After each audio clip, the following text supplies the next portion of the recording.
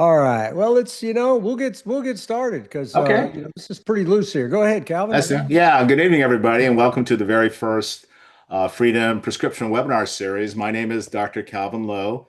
I'm a pediatric emergency medicine physician at Children's Hospital Los Angeles.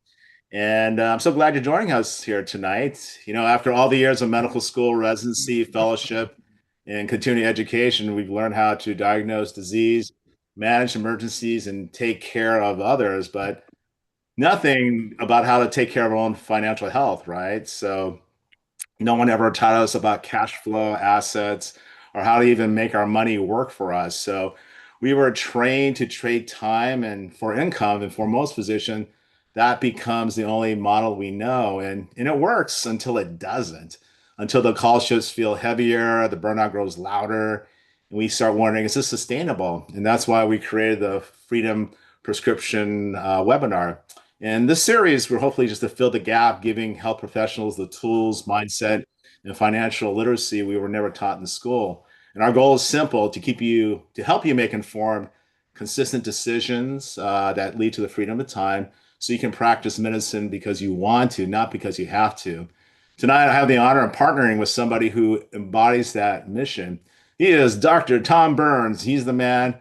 He's not a myth because he is here live, and he's definitely a legend. He's an orthopedic surgeon, still volunteers his time caring for the U.S. ski team. He's an entrepreneur. He's also the author of Why Doctors Don't Get Rich. Tom, there's something called the Red Book, which is the Bible for pediatric infectious diseases. Your book should be the Bible for financial literacy for healthcare professionals. So Tom's built his financial freedom not just for himself, but has dedicated his career to teaching other physicians how to do the same. And he's someone who's walked the path and now helps others find theirs. So together, we're here to show you what's possible when you combine the discipline of medicine with the mindset of an investor. So tonight, take notes, ask questions, start thinking differently about your financial future, because this isn't just about money, it's about freedom. It's the freedom to choose how you spend your time, freedom to be more present with your family, and freedom to live with purpose, not pressure. So this is your prescription for freedom. So please join me in welcoming my friend, Dr. Tom Burns. How are you, sir? It's Man, I tell you, so guys, folks, none of this is scripted. We don't have slides for you or anything. I'm like duly impressed with just the beginning, just that opening monologue because Cal brought up a lot of stuff that we think of as doctors, and you know, he and I met kind of through, it was like online dating. He was giving out my book, and it was really, I was really honored, and I kept seeing these posts. And so I finally, tracked him down and said, man, thanks a lot. My book's not that good.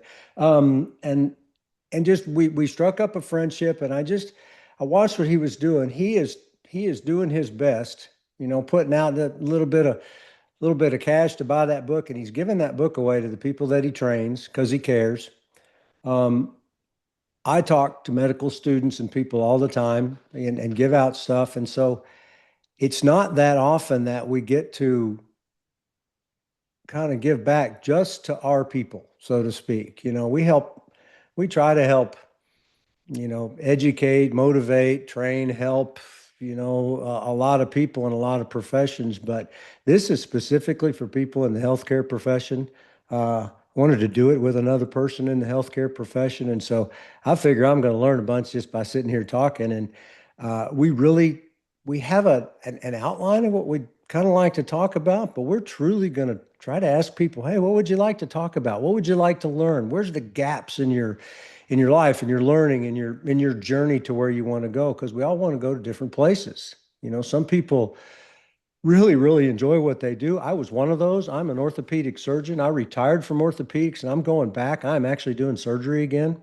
So I really enjoy it, and I enjoyed it before I quit. So we want to help those people enjoy it more. We want to try to help the folks that maybe are stressed and a bit burned out, as Calvin talked about. We want to try to help them get to where they can maybe eliminate some of the annoying things that are causing that burnout, and maybe they can rediscover why we joined into the profession that we joined into. Because I don't know about you, Cal, but You don't go into it for the money. None of us do. Yeah. I've got a son that's now in medical school, and he started looking and talking about salaries and stuff, and I said, so that's not going to get you through, buddy. And so we do stuff we love. I absolutely love athletes. I love doing orthopedics that fit me, and if there are some that really don't like what they're doing and have decided that the system has changed too much, maybe taking the heart out of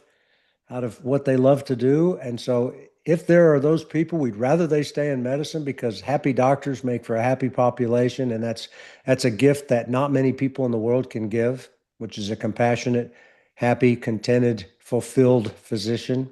Uh, and if you can't find that, then we want to help those people make their escape. So that's why we're here. Yeah, I totally resonate with that. I've been at Children's Hospital LA in the emergency department for this is my 34th academic year.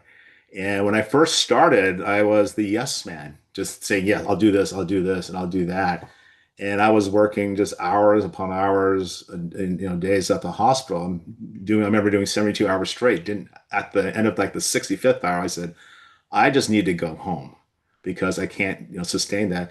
My kids I have two children. They're adult. They're married now. None of them became doctors because they saw daddy work too hard, really. And I think that was a smart thing. But, I love what I do. I just went down to 75 percentile. I don't think I can just quit cold turkey, right? Because we make the relationships. The only thing I don't like, I'm from Southern California, so everybody from Southern California love the freeways down here in California. I live 30 miles away from the hospital, guaranteed hour to hour and a half ride home after a morning afternoon shift. So that's the grind I don't like. But when I'm working, I love it. I worked yesterday, intubated a couple of kids, sort of a couple of faces up and do these things and call like the orthopedic team for fractures, and it's all good stuff. I really love doing that. So it's just the the clinical stuff I really love, and just having the relationships that I have there. I find it interesting. I'm going to take the other side of that conversation for just at least part of that. So I sort of started my journey and we'll talk about it here in a bit, but I started my journey in residency. So a long, long time ago. I'm a slow learner, so it took me a long time to get to where I had enough passive income to make a difference. But I really, really enjoyed what I did. And because of those two parallel paths, I was able to slowly eliminate things that would cause burnout.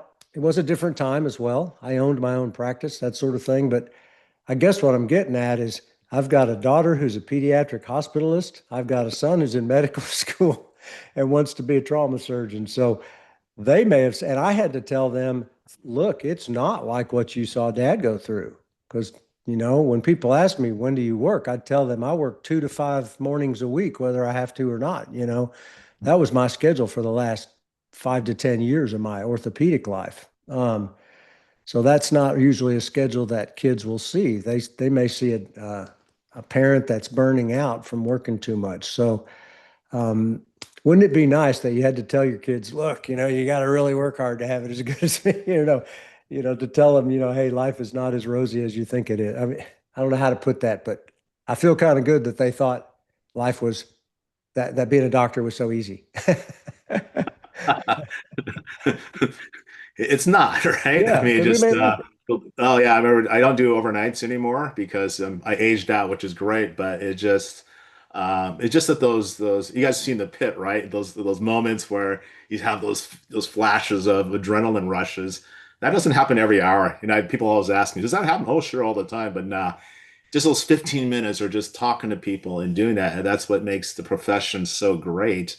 But then again, it's the grind that really just burns on you. So I'm enjoying my 25% freer time, and I'll be able to do that with the passive income through multifamily. We'll get into that a little bit later. So just to have that freedom of time, because that time that I lost is, when my kids were growing up, right? I missed a lot of baseball games, piano recitals, things like that. Now they're married. And I said, okay, I want to be the cool grandpa, right? I live 15 minutes from Disneyland. We're going every week to do that. And just to have those memories to create. And that's what it's all about, really. Well, you talk about missing time with your kids, and that's part of what That's part of my story and a good part of my story because it wasn't me. The best lesson to learn is one that happened to somebody else, right? Those are awesome lessons. They don't cost as much. Um, I had my very first partner here in Austin, Texas. Sat down one day and told him, and he had the kind of practice everybody envied. He was the guy all the hospitals were courting. Huge, busy practice. And so on the outside, life was great. He sat down one day. He goes, "Look," he said, I worked hard to build this practice." He said, "I didn't spend much time with my kids. And now I'm trying to reacquaint myself with the kids." Well, they were teenagers by then, so That's that tough. horse was out of the barn already. And the guy practically broke down, and I already had the idea that I didn't want to miss much of my kids' stuff.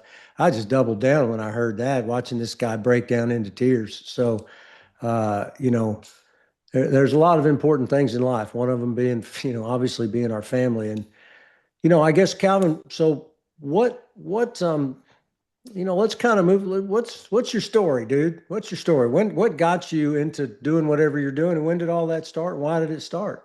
Yeah, just working hard at the hospital, and my family grew up in real estate. I hated it because I was the only one who had to do those turnovers on those single family homes, right? So my mom, bless her heart, she just turned 92.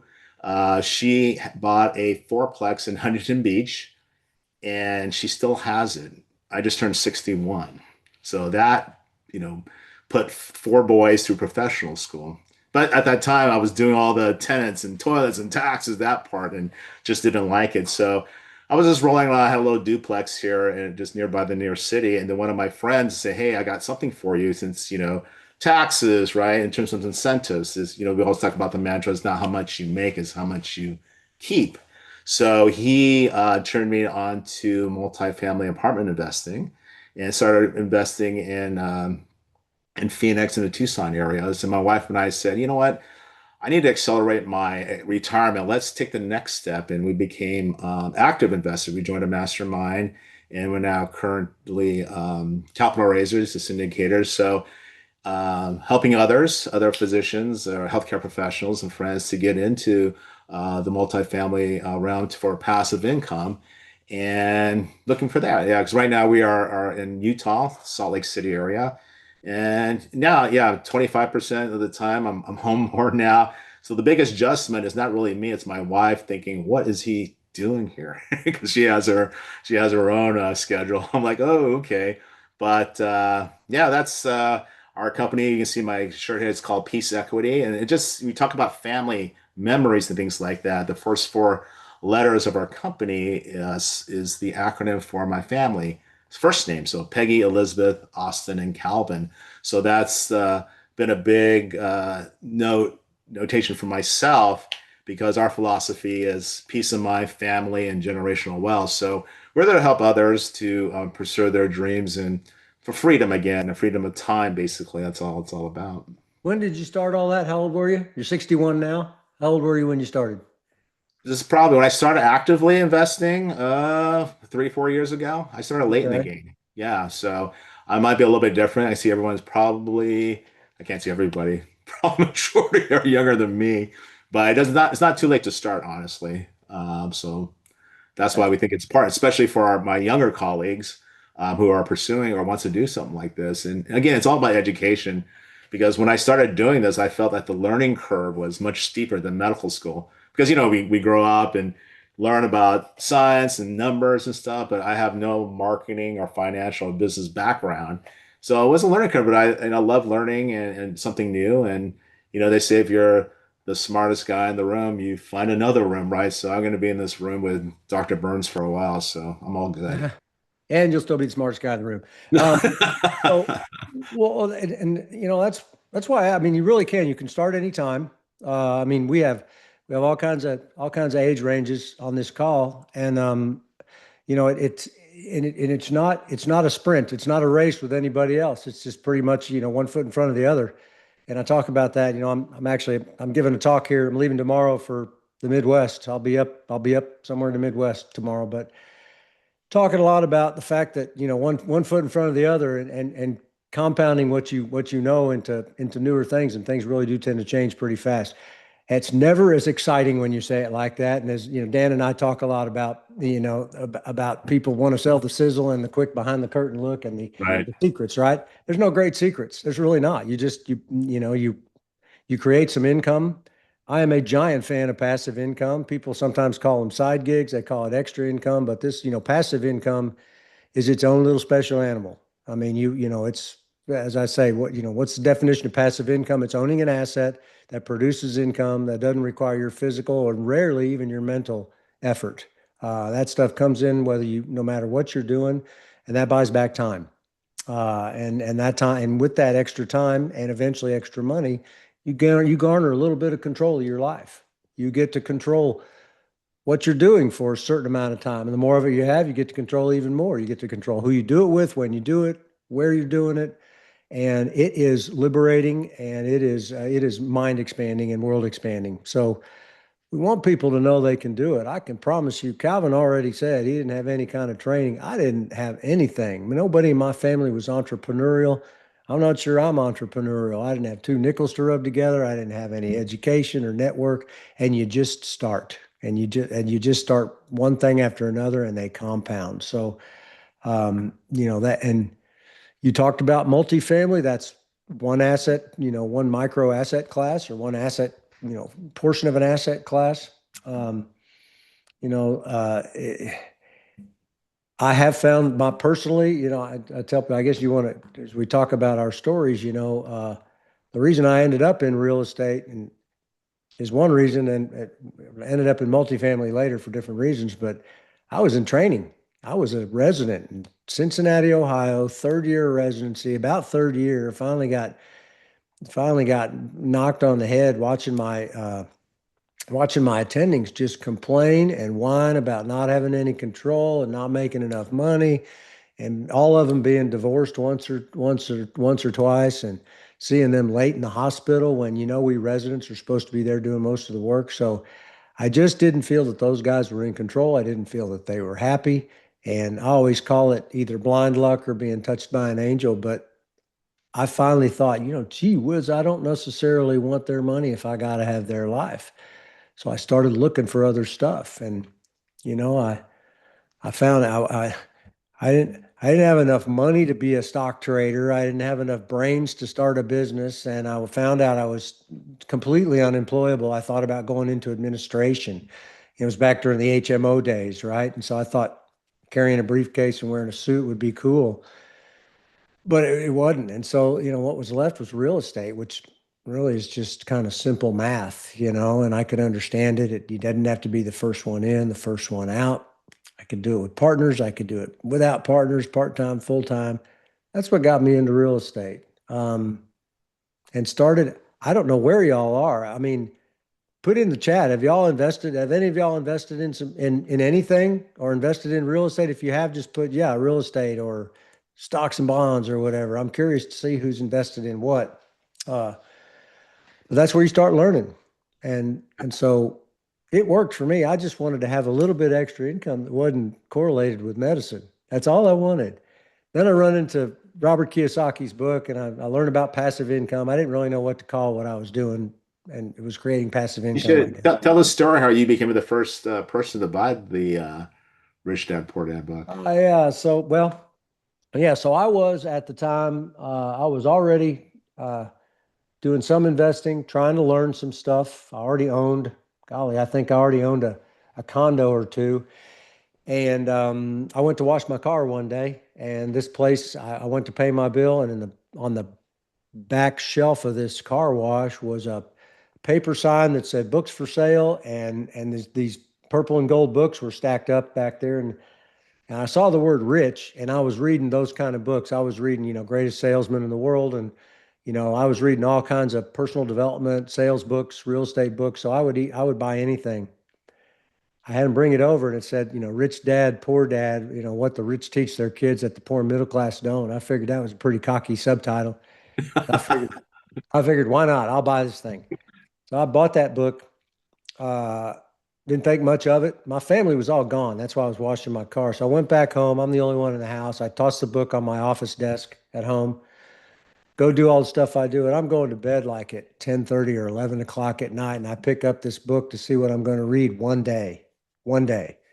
Um, I thought this is a absolutely true story. I thumb through. I get to the first chapter. I read a little bit. It's kind of interesting. So I kind of lean against my desk and read a little bit more, and then I lean back. Then I sit down in a chair and read a little bit more. And so I don't know something I've ever told anybody, but this will really waste all y'all's time. But my kids had this CD. Y'all remember the group Hanson? Y'all remember Hanson? Mbop, right? Yeah. Right. There's a song called Mbop. And that was playing, right? Or I may have put it on. It was in my CD player in my office because we had, back then you didn't stream, you had CDs because this was 97, right? So that damn thing started playing. And I don't know how many times it repeated because I sat down and I read every word of Rich Dad, Poor Dad about 3:30 in the morning. I looked up, book was finished, and I was spastic. I thought it was the best book I'd ever read as far as personal finance goes. I waited till about 6:30 in the morning, called a friend and said, I have just finished the best book I've ever read in my life. And he's like, yeah, sure you have. I gave it to him. He goes, wow, that's quite a book. And so we called the publisher, it was, some publisher nobody knew. And there was a phone number. So you call on the phone and you expect, a call center or, whatever, the administrative assistant. Somebody answers the phone, hello. I'm like, well, hello, I'm calling about the book, Rich Dad, Poor Dad. The guy says, so I said, who is this? He goes, this is Robert Kiyosaki. So it turns out he did, he, uh, he had self-published the book, didn't think it was going to sell much. It was actually a brochure, sort of, to sell the game Cash Flow. So anyway, that's when we flew out and met Robert. He taught me how to play Cash Flow. In fact, my wife won the Cash Flow game, so Robert gave his game to my wife. We still have that, and that's how we became friends. So, Got it. and then he had investment conferences all the time back then. I'm like, hey, you gonna get, can I get a discount? No, I got no discounts or anything from him. He was teaching me, I guess. Uh, but anyway, that's the story. And it turns out that he hadn't sold a single book. He called his buddy up who owned that car wash and said, you're going to sell my books. And the guy said, you don't sell books in a car wash. And Robert said, now you do. And by the way, that guy started selling books after this. But the guy said, look, I hadn't sold a single book till some guy came in, bought one book. And the next day, somebody came in and bought them all, which was me. I came back the second day, there was just 24 books. So I bought them all and handed them out. So, and years later, I had like 4 or 5 copies still, and I gave Robert back the original book. So the original first Rich Dad Poor Dad that's ever been purchased is in a glass case in the Rich Dad offices now. So Wow. Did you autograph it? Just, I did. I actually did. I'm sure that ruined it, but no, no, no. That's not all. That's value add right there, right? You talk about so yeah, and so anyway, but the point is that we all learn something from somewhere. That book, that was my business plan. If you read Rich Dad Poor Dad, have all y'all read Rich Dad Poor Dad? Anybody? All right. Um, that little that little income statement and balance sheet with income and expenses on the top and asset and liability on the bottom seems kind of stupid. That was my business plan. That was all. That one picture was my entire business plan. All I wanted was stuff to go in the asset column, the asset box, because I knew it would grow over time. So I didn't care if it was real estate, discount notes, a dividend stock, which I didn't really buy dividend stocks, but I didn't care what it was. And so I just was trying to pay a little bit. It was kind of nice when one day I realized I could pay the utility bill at my house with passive income. I didn't have to worry about it. Then it paid off the mortgage. And then it did, it just kind of keeps running. So anyway, enough about my story, but that's how it goes. I literally knew nothing, but was willing to go meet some new people, learn some stuff, read some books, things like that. Yeah, I think it's just all about education, right? Just networking, relationships, developing trust. That's how you get through these things because there might be times where you're not sure, right? You just have to meet people and develop those relationships. The trust comes about, and then that's where good things can happen as a result from partnering or recommendations and so forth. Looking at the chat, we got people who are on mutual funds. Some looks like some real estate value add. Mutual funds, no real estate. Yeah, good stuff there. There's other things, obviously, what Tom was alluding to, other asset classes, mobile parks, parking garages, marinas. I've seen, all the different types at the different big conferences I've been to, wineries, marijuana farms, and, it's just something that is an investment and just have to really do your due diligence and learn about these things. So it's always going to be a learning process. Yeah, it's all about your context and what you're looking for, you know. Because I mean, really, how many ways are there to make money, guys? It's like infinite. There's a million ways to make money, you know. We got somebody on this call who builds businesses. And you know, how many kinds of businesses are there? You know, you'll never stop counting, right? Yeah, that's my son. Sorry about that. I don't know if y'all heard my phone go off. Yeah, yeah. We told you this was going to be a laid back webinar series. Yeah, But absolutely. yeah, but it's well, I lost track of what I was talking about. So We're talking about relationships and uh, due diligence and just learning from others through webinars like this or podcasts, going to conferences and just meeting up with people. It took me a while to warm up to networking, but it just like the more you meet, there's a lot of good people out there, and it's a lot of fun. That's what I love doing.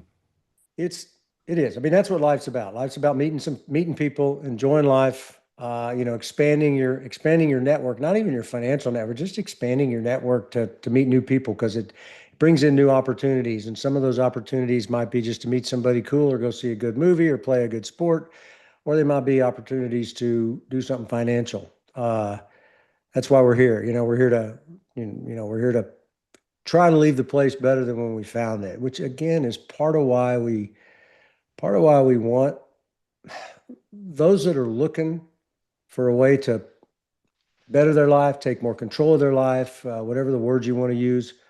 Uh, you know, I think that our profession, the people that do what we do, have such a capacity to do so much for the world. I mean, there's a lot that we can contribute, whether it's seeing patients without having to make them pay, or you know, or going on mission trips, or just being a good parent. You know, that's the best job you can have is if you can raise a few good kids, and the world's a bit better place. So that's why I wrote the book, was to try to give people hope and guidance and to have them, you know, somebody that wanted to improve their life and lead a better life, lead a more exciting life. That's why we do that. And so that's why you're all are on here. And so, you know, you look, we've all got different experiences. It doesn't mean that people have to invest in real estate or anything, but the mindset to understand or to at least understand where you're going and where you make your money, how you make it, and what it's doing for you. Some people are absolutely thrilled and happy to go to work, come home, and just kind of relax. And sometimes I wish that was me. My brain never stops. Um, but others want to do some different things, want to have a little bit more freedom, and that's kind of where this comes in. I think Cal and I were going to try over time to talk about taxes, how to reduce taxes. That's the main question that I get in my mastermind is how do I reduce my taxes? And we'll talk about that. And if you're just a W-2 income earner, there's not a whole ton you can do. And I've had the CPAs say, you know, there's just nothing they can do for somebody that just makes W-2 income. So you need to have some different types of income. And we'll talk Yeah, about that's that. yeah, I did. I incorporated myself recently, and that's how my friend got me into real estate because of the tax advantages from that. You want to comment on the trap of high income, low wealth trap, Tom? Just to comment about Yeah. that. Yeah, for sure. I mean, listen, one of them was my partner. It's a great example. This dude made a ton of money and so you think it's rich doctor, right? You know, my friends always said, "You're a rich doctor, Tom." You know, I always beg to differ with him, but this guy, I'm passing by his office one day. He's got his head down like this, and I said, "What's going on?" He said, "Oh man," he said, "I got to pay. You know, I got taxes. I got to pay $100,000 in taxes on my ranch or something like that. It's like, okay, well, everything's worth a lot of money. Would pay the taxes. I don't have any money. This guy took this guy took twice the salary that I took. We kind of owned our own practice. He took this huge salary, spent every bit of it. So it doesn't matter if you make, you know, 7.95 an hour or you make $1 million a year. If you're living paycheck to paycheck, you are not necessarily wealthy. I wouldn't think. Wealth is, well, we can go off on a tangent, but when you're talking financial wealth, I like to think in terms of having some assets, having some freedom. Um, to continue that story, I told the guy, I said, did you know you were going to have this bill? He goes, yeah, it's usually about that much every year. And I said, well, here's what my wife and I do. We would typically take that $100,000 and we would split it up into 12 and we'd, probably put $8,500 every month into at least into a ledger somewhere so that when the end of the year came, we'd have that money to pay the tax. He looked at me and he goes, oh, that's brilliant. So anyway, I'm not lying to you. He really, oh, you're so smart. So point being, you can make a lot of money and you can be poor financially. You can also make a lot of money and have a lot of assets and still be somewhat poor depending on what you use to measure wealth. Right. Uh, Well, so that's the thing. 'Cause I remember being that yes man early in my career. I was not only in the emergency department, I also run our transport program. So I'm doing transport shifts and running a sedation service in the MRI suite. I was making more money, but in the end, you make more money, you get taxed more, right? And then all that time is just gone afterwards. So hard lessons where I really cut back probably about 9 years ago. I said, this isn't working for me. I had a big house, and the house was just way too big for the four of us. But I thought I was doing the right thing, right? Just paying everything, maintenance costs, and so forth. But I was burning, the candle at both ends, and really it wasn't worth it. You talk about wealth. Is it really financial? Wealth to me is just having that family time, having those memories, the things that you want to do, the freedom of time that you have to do the things that you want to. I'm a big Dallas Cowboys fan. I try to go to a Cowboys game every year. That's what I want to do. Okay, you guys don't all shut off now or leave anything like that. Don't get. But things like that. I'm taking up golf. I do Orange Theory every other day, and it's great. I'm in the best shape of my life. I just turned 61. It took me that long to get where I am now. But yeah, lessons learned, and this is something where I've been through the wars, and Tom has been as well. That I wanted to, you know, give those life experiences and lessons to, our colleagues, especially the junior colleagues. My original avatar, I just want to say this real quick, it was or is the female attending physician, because what do? They have to live a life as an attending physician. They also have to be a mother and a wife, right? I have a lot of them come up to me, hey Calvin, can you work this shift for me? I said, sure, what's up? Because, well, Johnny's sick at home, husband has a business trip, there's a family thing. So it goes on and on and on. So just to have, I said, well, I can help you guys. I can also help you in another way too. Just look and read this book by Dr. Burns. This is a great thing about passive income. So you can cut down your time. You can still live, in a career, have a career as a physician because you studied hard for that. You don't want that not to go to waste, but it's something that you're proud of that you want to continue to do because I know you love what you do clinically or in research or administration, but to also have that time balance outside the hospital as well. yeah, wealth is, we do talk about, there's a number of pillars of wealth. There's your health, there's your relationships, there's your education, your social network, those sort of things, your spiritual being, doesn't mean you have to be religious, but that we all have to be kind of content with ourselves. And so, I think finances is one part of wealth.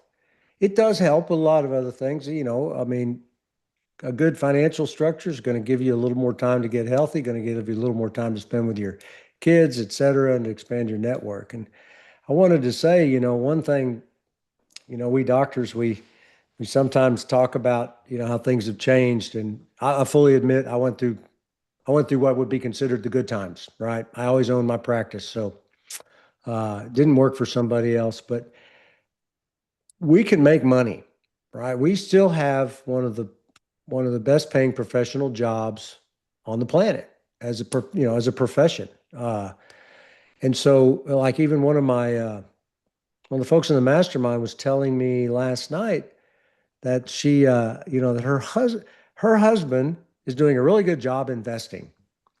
And so she said, I'm sort of fascinated with what he does. I don't quite understand it, but it's really increasing our net worth. So I decided to work more. So she just was able to turn the faucet on and work more. So that's a benefit that I would say a lot of us have that, or, at least we have as physicians, we make more than the average person. She has the ability to work more shifts and make more money. There are a lot of people that would really like to have that. Granted, it may have taken us maybe an extra 8 or 10 years to get the ability to have that paycheck, but we got it now, right? Can't look back. And I look at Ramil. Ramil slipped in that you've got an investment in a surgery center. Probably the best return on investment I ever had in my entire life was back in the heyday of surgery centers, where I put in X amount of dollars, and in 2.5 months, I had already been paid back. That's a 400% return on investment. And that's absolute positive true numbers. So Ramil, I hope you get to use that money as extra money, as investment money into more mutual funds, or maybe you go into some real estate or whatever you decide. But I just happen to see that on there, and that can be a real benefit. So Yeah, I have about. Can you hear me? yes, Yeah. sir. Yeah, so I mean, they gave me a really small amount. So I own probably like 10. I operated two surgery centers as an ophthalmologist. They gave me about 10% at one surgery center. So I'm still like, 10% of what like a general partner owns. So I still have very little of that, and then zero at the other surgery center. So still like kind of early on in my career. Then my general practice, I know you said you own your own practice, but it was bought out by a private equity. So with all the extra time I have, just working for private equity rather than owning my own practice, I've kind of just been more interested in real estate as well. So that's kind of where I'm at.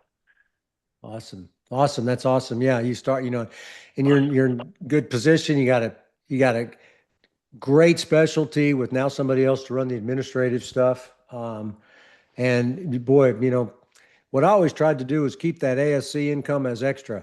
Lived off the orthopedic income, the ASC stuff, all went to investments.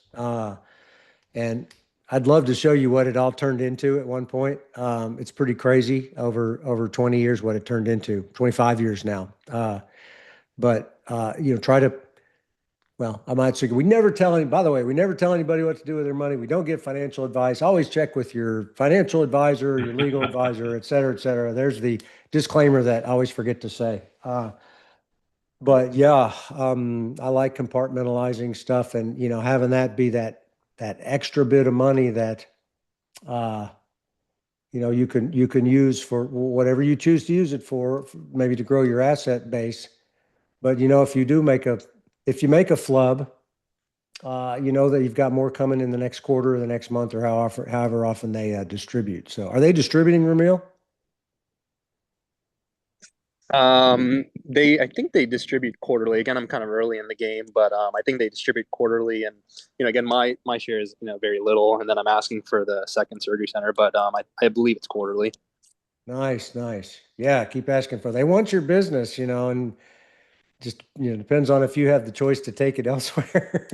Right, So, right. yeah, I was like the number one volume guy, one or two for a long time at this place when I first started practice.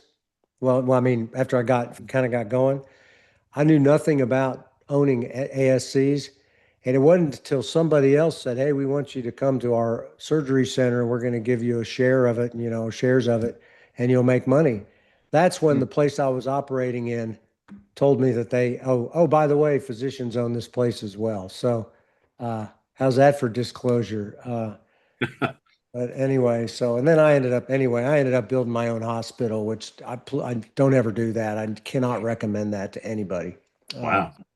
yeah, you don't want to do that. But so let me see, where were we? I actually wrote down some stuff. So, I mean, it's look, I'll start, Calvin, and I want to hear what you say, but I ended up with real estate primarily. I've invested in some other stuff. Most of my real estate was active because I started back in the dark ages when we rode horses to the hospital. And so there weren't syndications back then, or at least not that people like me had access to. There was private equity was tiny.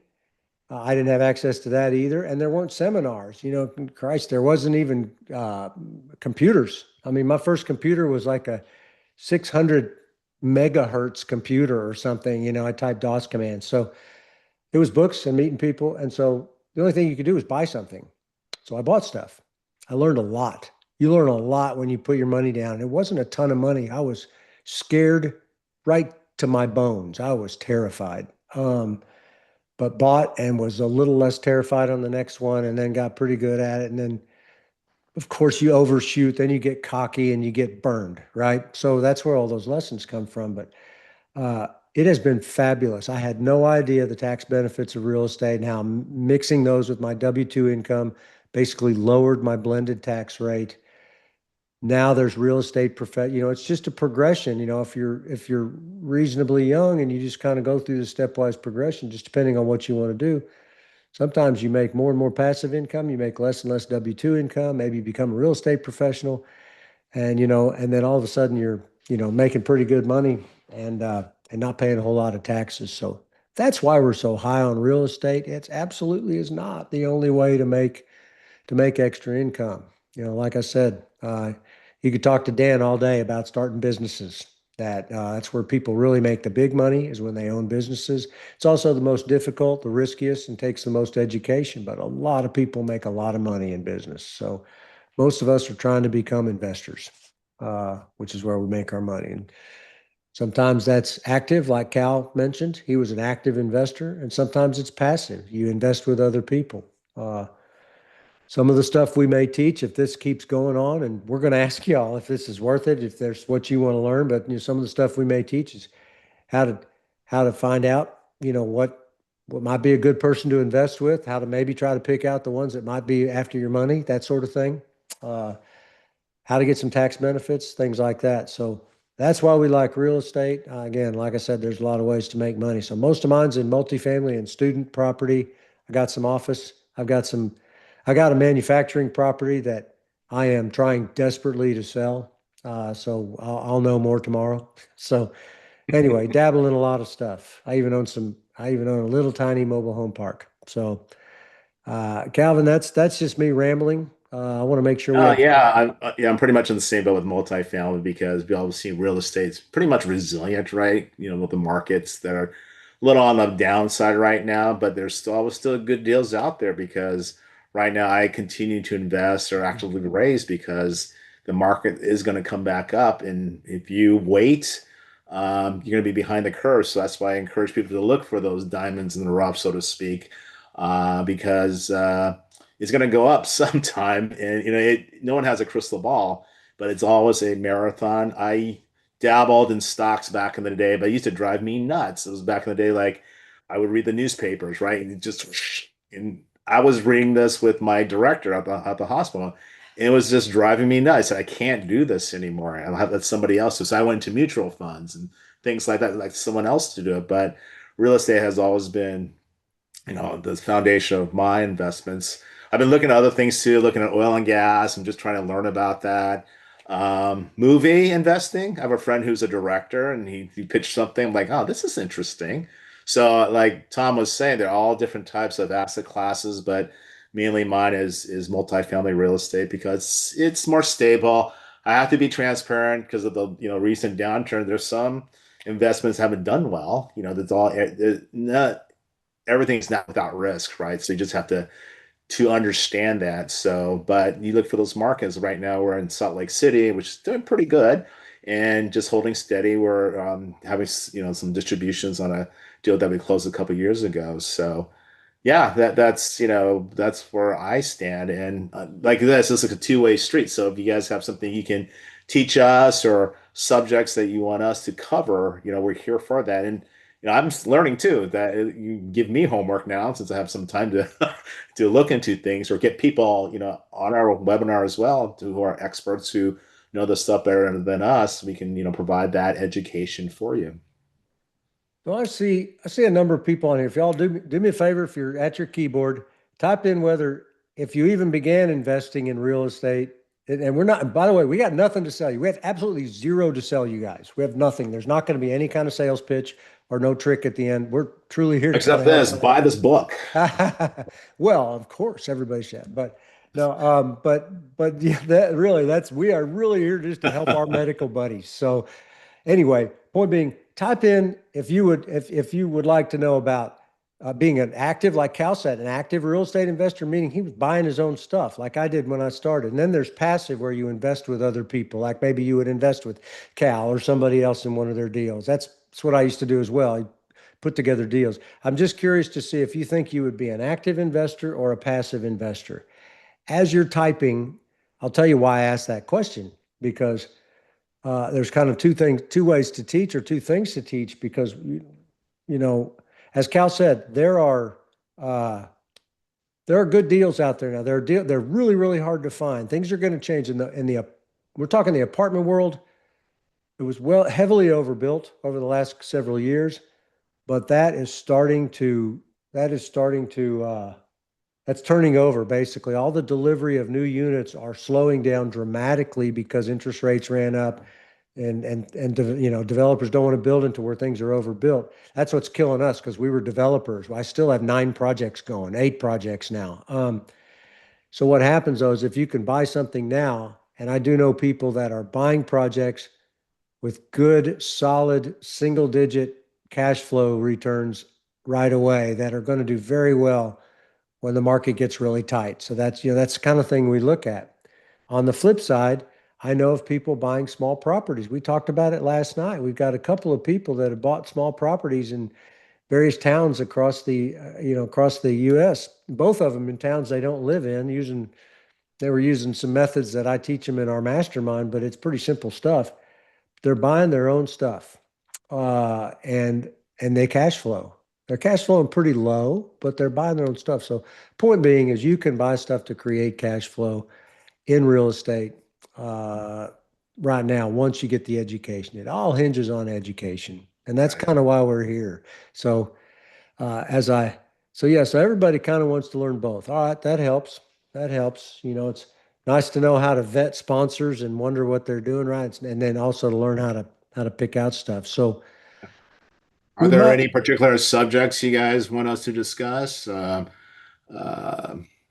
Whether it's asset class, or how, like Tom was saying, due diligence, or how to vet a sponsor, or along Michael's those doing lines. everything. Michael's doing active and passive investing, stocks and sales. Do you do any options He's the trading, Michael? man. So, but that's why we're here. We try to give, I mean, literally, most of the time, the reason I'm on camera is to give people real hope, because if I can do this, I'm confident everybody can. There's nothing special about me. All I did was not quit, which is kind of the easiest way to win. It just takes time. So, I can really recommend it. Hopefully this is useful. We really, okay, Carl wants to how to pick passive deals. Uh, Very cool. Get yourself active. Okay, yeah. Those are great questions, great topics. I mean, I had those as well coming into this. Okay. Are you all physicians? I know Mike is a former respiratory therapist, but are you guys all physicians? I'd just like to know what your specialties are. Just throw them in the chat and see what the cross section of all of us in the medical field are. And if you haven't, where you're from. Oh, good. Cardiology. Excellent. So what we'll do is, we'll take what you're typing in here, and Orthopedic surgery. Excellent, Sid. all right, Sib. That's right. Orthopedics. All There you right. go. Yeah. Infectious diseases. All right, ophtho. Excellent. We got a good cross section here. That's great. We can We can build our own multi-disciplinary clinic or something like that, Tom. What do you think? Or That's right.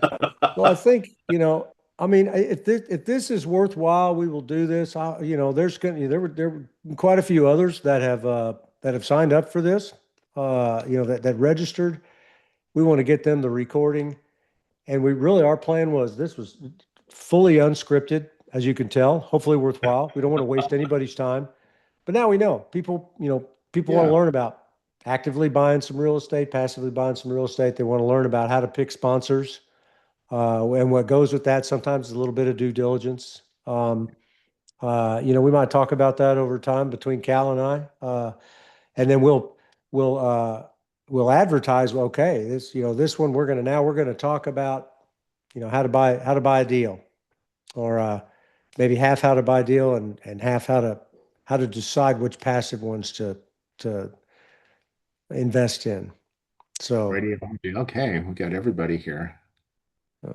uh, At what point do you hire managers to help with your investments? Okay, that's When what. you buy, if you own property, I get a manager every time right away when I buy the property. One time I managed a property by myself, but it was not my first property. I actively managed it on purpose just to make sure I knew the problems that I would have with my other managers. And, I stopped that on the day that I was outside on my knees in the mud, in the rain, putting that purple stuff around some PVC pipe to make it work. That's when I decided that I had had enough education on how to manage. So, No, I've been through that too. I have a little duplex, and just being the tenant or the landlord is tough. The one of the tenants is keeps calling me about the toilet. I fixed it like several times, and it wasn't to her satisfaction. I'm like, really? So that's where I started tilting over to the other way, the multifamily, using property managers. You don't have to worry about those headaches. yeah, and let me tell you, Michael, um, I'm sure you're better than me. For me, I'm a crappy manager compared to a professional manager. Uh, and I suspect they might be better than you too. I know they're better than me, but they'll pick better tenants. No, if you want a passive investment, you have to have a manager Yep. because you're going to be so frustrated, and you got to be a jack of all trades, like you said, crawling in other houses, fixing plumbing. You just don't want to do that. So it's much better to hire a manager to do that. Also, clean between tenants and screen tenants. That's all very important. That's well put. People look at it as a cost. It's actually an investment. It's part of the deal. They will get better tenants, which means you'll have less turnover. They'll screen those tenants. They will do the makeover. I have properties I haven't seen for 30 years. A property I've not stepped inside for 30 years, and I still get the checks. Believe it or not, he still sends paper checks. So it's not completely passive. I have to. I, I was telling somebody this the other day. I get an envelope, and I take the report. I put it in my scanner, which is over here to my left, and I scan the pages and send it to my bookkeeper. And then I pull the check out and I take a picture of it and deposit it in my account. So that takes about 180 seconds. So I lied. So 180 seconds a month I do spend on 10 properties that I own. So, uh, That's a great story. I have to tell you, recently I went to visit my mother, and she's very old school, right? She's 4'9" Asian lady, just very tough with the tenants. Hey, Calvin, can you go down to number 4 on Richmond and collect the rent? I'm like, really? So there I am knocking on the door, giving me cash. Here's your receipt. yeah. Here you go, Mom. Mom, you ever heard of Zelle or Venmo? What is Zelly? Well, she actually got that, so she's upgraded now, but it's just funny that happened within the last year. That was, So, and crazy so stuff. these sound like silly stories, but listen, they will save you money and heartache. That's kind of, so Cal's been at it 3 or 4 years. I've sadly been at it for over 30 years. Uh, I'm like I said, I'm a slow learner, but those little tidbits are helpful. They really are. I mean, get a manager. You're a doctor, for God's sake. You're a crappy real estate manager. Get a manager and Right? put that into your pro forma so that you're figuring out the numbers with manager numbers in it. We're getting close to the end, so I tell you, now Dan, this chat, we'll see this chat later, right?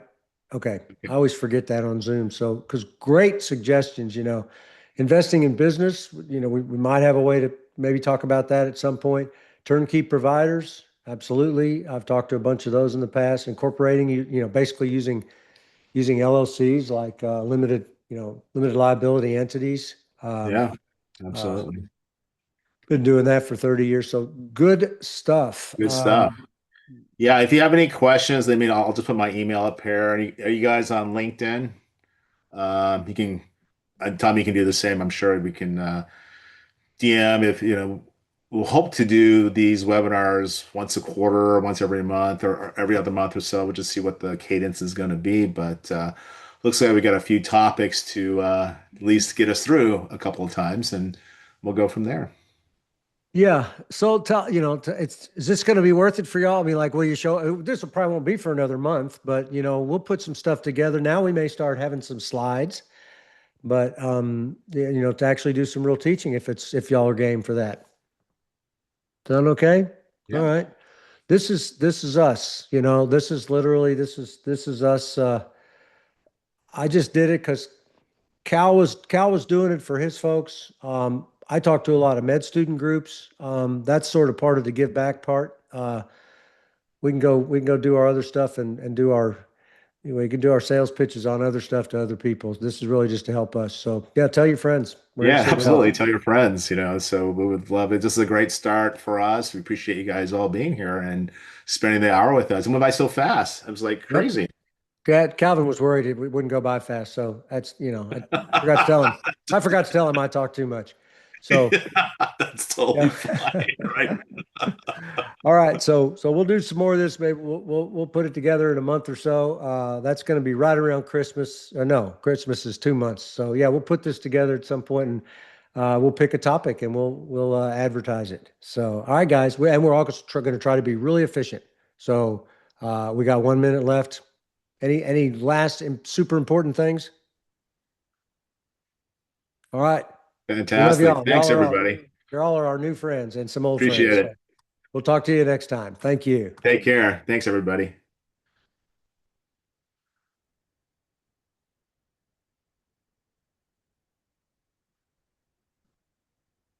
All right. Hey, I just got a text from my friend Mike Henry. He said, "You did a great job, Calvin." So that's instant feedback. Good job, Ken. He's